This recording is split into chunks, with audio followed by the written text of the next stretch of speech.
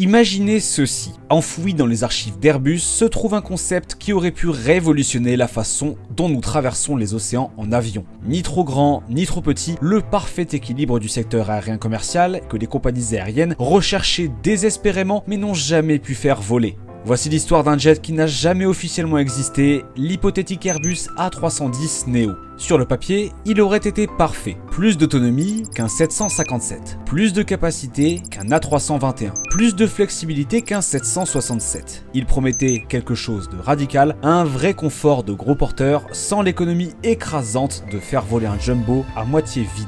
Mais c'est là que ça devient intéressant. Alors que les compagnies aériennes du monde entier cherchaient la solution idéale pour le marché intermédiaire, Airbus a dû faire un choix impossible. Risquer des milliards pour ressusciter un fuselage en sommeil avec un potentiel inexploité, ou jouer la sécurité avec des modèles éprouvés? Réfléchissez-y. Et si l'appareil qui aurait pu combler le fossé entre l'efficacité des monocouloirs et le confort des gros porteurs n'avait pas été tué par un mauvais design, mais par la prudence corporative? Les enjeux? Rien de moins que l'avenir des liaisons entre villes à travers les océans. Pour les compagnies, cela aurait pu ouvrir des routes impossibles avec les jets existants. Pour Airbus, c'était une décision stratégique dont l'écho se ferait sentir durant des décennies. Alors pourquoi cet A310 Neo, sans doute la plus grande opportunité manquée de l'aviation, n'a-t-il jamais dépassé les études internes? Était-ce un coup de maître de discipline stratégique? Ou avons-nous été témoins de la mort silencieuse d'un avion qui aurait pu tout changer? Aujourd'hui, nous dévoilons les couches de l'un des plus grands SI de l'aviation. Et en plongeant dans les forces cachées, les ambitions audacieuses et les compromis brutaux, demandez-vous ceci. Dans un secteur où le timing est tout, qu'est-ce qui distingue une idée brillante d'un avion brillant? Pour comprendre pourquoi l'idée de l'A310 Neo n'a jamais pris de l'ampleur, il faut remonter à 1978. Airbus était le petit outsider combatif, désespéré de bouleverser le monopole de Boeing. Leur arme? L'A310. Un avion qui osait être différent. Ni tout à fait monocouloir, ni vraiment gros porteur. L'A310 a été conçu comme le compromis ultime de l'aviation. Plus petit que les géants qui dominaient les liaisons long courrier, mais offrant un vrai confort à deux couloirs avec la flexibilité de voler aussi bien de Stuttgart à Londres que de New York à Paris. Voici ce qu'il rendait révolutionnaire. L'A310 a introduit le premier cockpit tout vert au monde avec seulement 2 pilotes sur un gros porteur. Plus besoin d'ingénieurs de vol.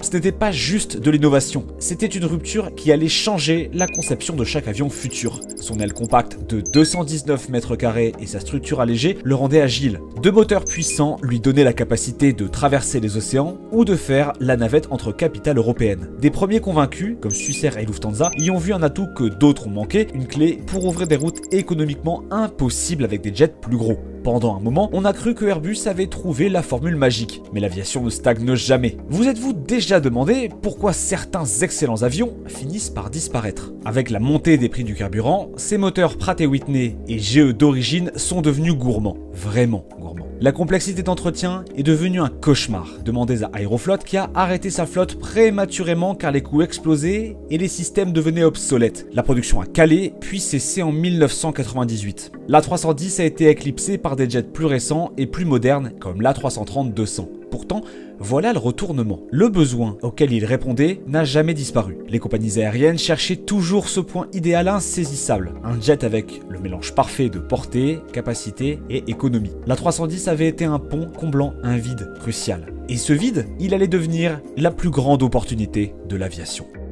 Depuis des décennies, les compagnies aériennes se débattent avec un problème frustrant. Imaginez des liaisons trop justes pour un gros porteur complet, mais trop longues ou trop premium pour un petit monocouloir basique. Bienvenue dans l'énigme du milieu du marché. Un casse-tête à plusieurs milliards de dollars qui empêche les planificateurs aériens de dormir depuis des générations.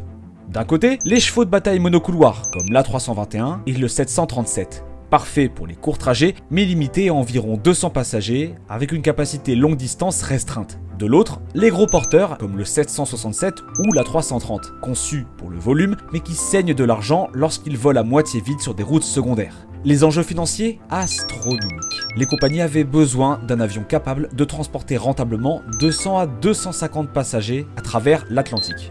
Ou profondément de l'Asie vers l'Europe, sans emporter trop de sièges vides ni brûler du carburant inutilement. Les A310 originaux, Boeing 757 et 767 ont tous essayé. Tous ont failli. Le 757 pouvait traverser l'Atlantique, mais sa cabine monocouloir rendait les longs vols pénibles pour les passagers.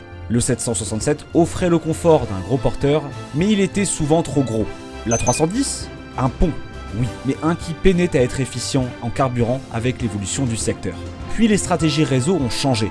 Les compagnies voulaient éviter les hubs congestionnés, lancer des trajets directs entre villes, saisir la demande émergente sans miser sur les méga appareils. Les analyses de marché des années 2010 ont lâché une bombe, une demande de milliers d'appareils de milieu de marché d'ici 2035. L'attrait financier était irrésistible. Coût par trajet plus bas, cabine parfaitement dimensionnée et la possibilité d'ouvrir des routes jusque-là impossibles. Vous voyez le schéma qui se dessine? Boeing a passé des années sur leur projet secret du New Midsize Airplane. Airbus a tranquillement étudié ses options. C'était un poker à très hauts enjeux, avec des milliards en jeu. Dans ce contexte, l'idée d'un A310 Neo n'était pas juste intéressante, mais elle était potentiellement révolutionnaire. Une cellule éprouvée, avec des moteurs modernes, pouvait offrir ce mélange insaisissable d'autonomie, de confort, d'économie. Mais comme vous allez le découvrir, la possibilité et la réalité sont deux choses bien différentes. Entrons dans un univers parallèle où l'A310 Neo aurait réellement vu le jour. Imaginez un A310 renaissant avec des moteurs de nouvelle génération Pratt & Whitney GTF ou CFM LEAP, réduisant instantanément la consommation de carburant de 20%. Les compagnies aériennes pourraient soudain connecter des villes secondaires à travers l'Atlantique ou profondément en Asie sans aucun souci. La transformation ne s'arrêterait pas là. Ailerons de bout d'aile avancés, racines d'ailes renforcées. Un cockpit modernisé, emprunté à la famille A330. L'A310 Neo aurait pu offrir quelque chose que ni le 767 ni l'A321 XLR ne pouvaient égaler. Voici où les chiffres deviennent passionnants. Configuration B-Class, 240 passagers, un positionnement parfait, juste au-dessus de l'A321 XLR, un poil en dessous du 767 300 ER. Autonomie projetée, 10 500 km, suffisant pour rendre n'importe quelle liaison transocéanique routinière. Mais attendez, ce n'est pas tout. Consommation de carburant, seulement 2,9 litres par siège kilomètre. C'est 25% mieux que le 767. Les compagnies cherchant à remplacer leur 767 auraient enfin un avion parfaitement adapté plutôt que de se contenter de trop ou pas assez. Les avantages opérationnels faisaient rêver. Cabine à double couloir pour un vrai confort long courrier. Retour rapide au sol. L'espace soute flexible pour du cargo à haute valeur. Système commun avec les Airbus plus récents maintenant les coûts de formation raisonnable. Les prévisions du secteur suggéraient une demande de 700 à 800 appareils dans ce segment. Les 757 et 767 vieillissants approchaient de la retraite. Les compagnies voulaient désespérément des solutions adaptées en taille et en coût. Pendant un temps, cela ressemblait à la prochaine ruée vers l'or de l'aviation. Mais voici la réalité qui remet les pendules à l'heure. La chaîne de production de l'A310 avait été arrêtée depuis des décennies. Les outillages disparus. Les chaînes d'approvisionnement dissoutes. Les normes réglementaires complètement transformées.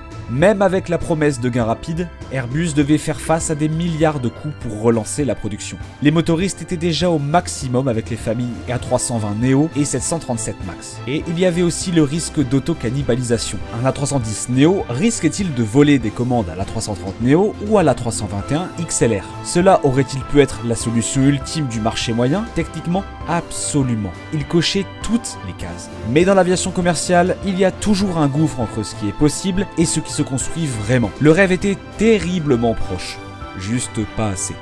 Derrière chaque avion jamais construit se cache une histoire de calcul d'entreprise impitoyable. Pour Airbus, envisager une renaissance du type A310 Neo ne relevait pas de l'ingénierie. C'était une question de survie dans une industrie ultra compétitive où un mauvais pari pouvait effacer des décennies de progrès. D'abord, le problème du moteur. Imaginez ceci, tous les grands constructeurs de moteurs étaient déjà à bout de souffle. Leur meilleure technologie ? Engagés dans les programmes A320 Neo, 737 Max et A330 Neo. Développer une nouvelle variante pour un avion de niche signifiait des coûts astronomiques et des retards. Les fabricants de moteurs ne voulaient ni diviser leur attention, ni leur chaîne de production. Même si Airbus avait trouvé des partenaires prêts, l'économie du projet faisait peur. Relancer l'A310 après des décennies d'inactivité, pensez à ce que cela implique vraiment. Réaménager des usines dormantes, reformer des équipes entières, mettre à jour les certifications aux normes modernes. Nous parlons d'investissements de plusieurs milliards avant même d'avoir vendu un seul avion. Et puis, le cauchemar de la cannibalisation. Chaque A310 Neo vendu risquait de voler une commande de A330 Neo ou d'A321 XLR. Alors Airbus a choisi une autre voie. Ils ont opté pour une solution plus mûre, misait à fond sur la famille des monocouloirs. L'A321 XLR offrait 220 sièges et une autonomie de 8700 km, suffisant pour la plupart des routes du marché intermédiaire. Mais le génie résidait dans le fait qu'il utilisait les chaînes de production existantes, les pilotes déjà formés et une chaîne d'approvisionnement déjà à plein régime. Compagnies aériennes, le calcul était évident. L'efficacité, la standardisation et les délais de livraison rapide de l'XLR surpassaient tout le reste, même si cela impliquait un compromis sur le confort cabine et la capacité cargo comparé à un vrai gros porteur. Les dirigeants d'Airbus ont publiquement vanté la couverture marché et la rentabilité de l'XLR. Les carnets de commandes ont explosé. L'industrie avait tranché. Plus rapide, moins cher, moins risqué. Était-ce parfait? Pas du tout. L'A321 XLR ne peut égaler le confort théorique ni la flexibilité cargo de l'A310 Neo. Pour les trajets ultra long courrier ou très orientés premium, un fossé demeure. Mais du point de vue des dirigeants, le risque de ressusciter une plateforme dormant simplement ne valait pas le coup. Le concept d'A310 Neo est devenu le SI ultime de l'aviation. Un rappel que dans cette industrie, le meilleur avion sur le papier n'atteint que rarement la piste. Parfois, la stratégie consiste à renoncer à un rêve, même quand ce rêve semblait presque parfait. Mais alors, l'A310 Neo était-il la plus grande occasion manquée de l'aviation ou simplement la victime d'une stratégie froide et rationnelle? Avec le recul, l'idée de l'A310 Neo se trouvait à l'intersection de la vision et du pragmatisme. Il promettait de combler élégamment le vide du marché intermédiaire, plus de confort et de fret qu'un monocouloir sans l'efficacité des gros porteurs surdimensionnés. Les compagnies aériennes désespéraient d'avoir exactement cette solution. Les prévisions du marché projetaient des centaines de commandes potentielles. Le business case semblait inattaquable, mais l'aviation fonctionne sur des mathématiques implacables. Pour Airbus, l'équation était claire. Des milliards pour ressusciter une gamme dormante alors que les motoristes étaient déjà surchargés. Pendant ce temps, l'A321 XLR et l'A330 Neo étaient prêts pour la production de masse avec un risque minimal. Le XLR ne résolvait pas tous les problèmes du marché intermédiaire, mais il couvrait suffisamment de terrain, rapidement, efficacement, en toute sécurité, pour rendre un pari comme l'A310 Neo impossible à justifier. Il y a là une leçon profonde. Parfois, le marché récompense l'innovation audacieuse. D'autres fois, il favorise les améliorations progressives et la standardisation. En abandonnant l'idée de l'A310 Neo, Airbus a démontré quelque chose d'inattendu, une retenue disciplinée. La volonté de tuer un concept prometteur pour la stabilité et l'échelle. Mais l'aviation a-t-elle perdu quelque chose d'intangible? Un A310 modernisé aurait-il ouvert de nouveaux horizons ou simplement ajouté de la complexité dans une industrie déjà très complexe? Peut-être que la vraie leçon, c'est celle-ci. Les histoires les plus fascinantes de l'aviation ne sont pas toujours les avions qui volent au-dessus de nos têtes. Ce sont ceux qui ont failli exister. L'A310 Neo nous rappelle que chaque avion représente des milliers de compromis. Certains des chapitres les plus captivants de l'aviation s'écrivent dans les marges. Alors, la prochaine fois que vous embarquerez sur un vol transatlantique, prenez un instant. Ne pensez pas seulement aux avions qui ont été construits, mais à ceux qui auraient pu tout changer. Quelle autre légende attendent dans les coulisses a un choix prêt de prendre leur envol? L'A310 Neo n'a peut-être été qu'un concept, mais sa leçon perdure. En aviation, comme dans la vie, le timing n'est pas seulement important, il fait